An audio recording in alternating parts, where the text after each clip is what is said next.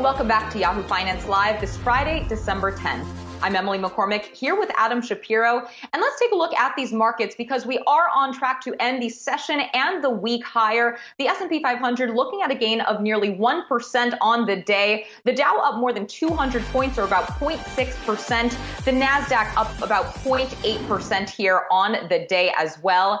And here's the closing bell on the New York Stock Exchange.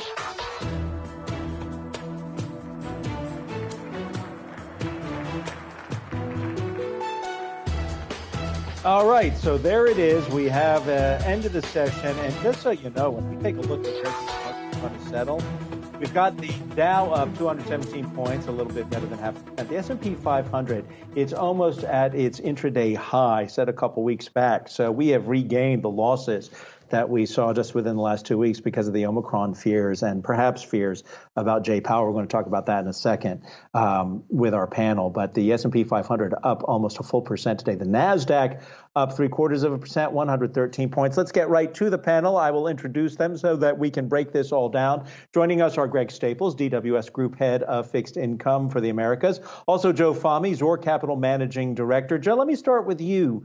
I mean, this is pretty, I don't want to say it's pretty remarkable, but you like to point out that the technicals, I guess you would say, and correct me if I'm wrong, they remained intact during the sell-off or the fears that we saw over the last 2 weeks.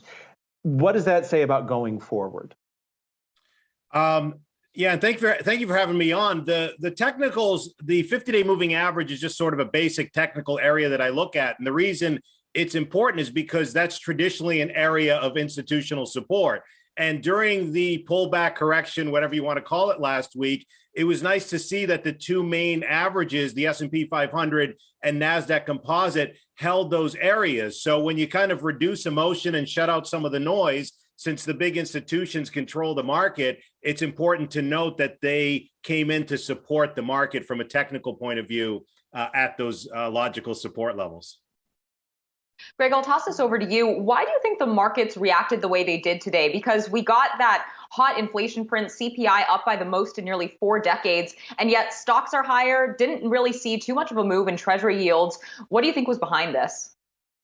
Well, I think the number that we saw this morning, 6.8% on the CPI, was well anticipated. And in fact, we expect that number in January to potentially be even a little bit higher, perhaps a 7 handle. I think some people were worried that today's number could have been as high as 7.1, 7.2.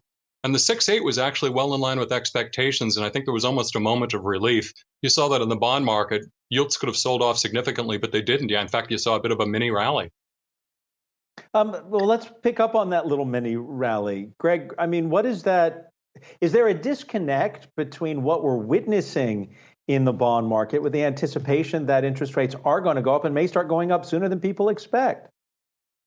You know, we've been waiting for interest rates to go up some time. Inflation is running really, really hot. The Fed has gone from dovish to hawkish. It's pretty clear next Wednesday they're going to announce an acceleration of tapering, meaning they're going to accelerate their reduction in quantitative easing, open market purchase of bonds. But the bond market itself seems to think that inflation is going to be coming down pretty hard. 1.5% is the yield on the 10-year. The last time inflation was this high in the spring of 1982, the 10-year Treasury was yielding over 10%. Joe, what are your expectations about what market participants should be expecting about this rotation we've been seeing below the surface as we get into potentially these Fed interest rate hikes next year? Should investors be concerned if they're holding growth stocks right now? Yeah, there's a clear unwind because as interest rates go higher, some of the higher valuation names is it's inversely proportional. So some of the software names, cloud computing names, some of the medical products, they've been coming down.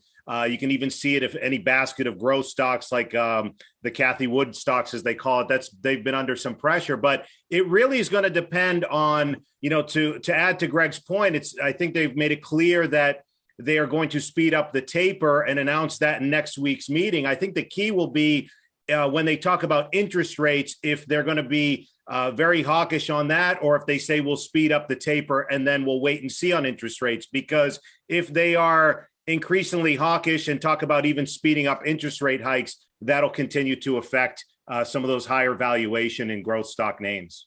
But Joe, I got to follow up with you because we'll have the press conference afterward. They never say in the interest rates unless they're going to signal here comes the increase, and they wouldn't do it at this meeting.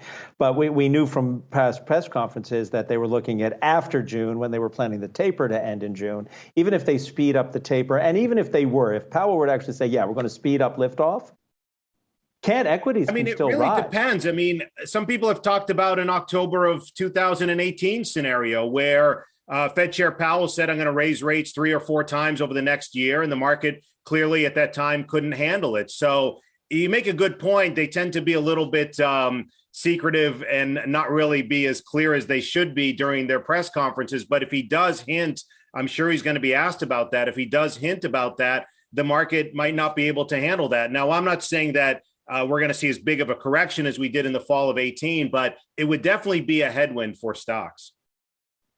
Greg, one of the factors that really has been contributing to inflation has been the depressed levels of labor force participation. What are your expectations on that front, and when do you see this starting to pick up? It's sort of interesting. We see what's going on in the labor markets is classic supply and demand. There's a huge demand for labor, and the supply has been reluctant to come back into the marketplace. Like the intersection of those two curves, if you think back to your economics class in college, that means the prices are going to go up. The labor wages are going to go up, and we're starting to see that. Hopefully you reach an equilibrium, whether it be $15 or $16 or $17 an hour. Walmart and Amazon are the leaders in this regard. But you get the wages back up. It entices people sort of off the couch and back into the labor force. Some of them have depleted a bit of their savings over time. So I think it's going to work its way out. It's just going to take a couple of more months.